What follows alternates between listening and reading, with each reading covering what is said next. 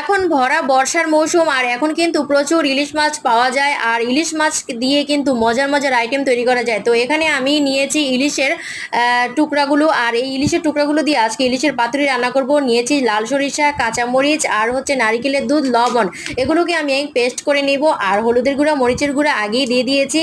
আর এই পেস্টটা আমি এর সাথে অ্যাড করে দিব, ভালো করে মেখে কিছুক্ষণ এগুলোকে রেস্টে রেখে দিব। আর সামান্য একটু সরিষা তেল দিতে হবে, দিয়ে তারপর এগুলো রেস্টে রেখে দিব। আর এখানে আমি লাউ পাতা, কুমড়া পাতা বা চাল কুমড়া পাতা যে কোনো একটা পাতাই নিতে পারেন। এখানে আমি নিয়েছি লাউ পাতা। তো লাউ পাতাগুলোকে ভালো করে থেতলে নিয়েছি, থেতলে তারপর এই লাউ পাতার মধ্যে দিয়ে দিয়েছি ইলিশ মাছের টুকরাটা।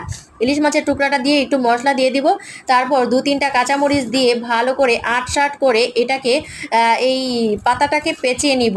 এরপর একটা সুতার সাহায্যে ভালো করে এগুলোকে বেঁধে দিব, যাতে ভেতর থেকে মশলাটা বেরিয়ে না যায় আর খুব সুন্দরভাবে ভেতরটা সেদ্ধ হয় এবং রান্না হয়ে যায়।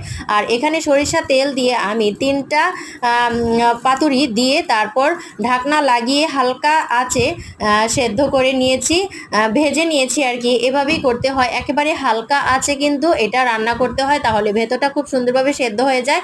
এরপর সুতাগুলোকে কেটে ফেলে দিব আর এই যে গরম গরম ভাতের সাথে পরিবেশন করব ইলিশের পাতুরি, খুবই মজার, ইয়াম্মি।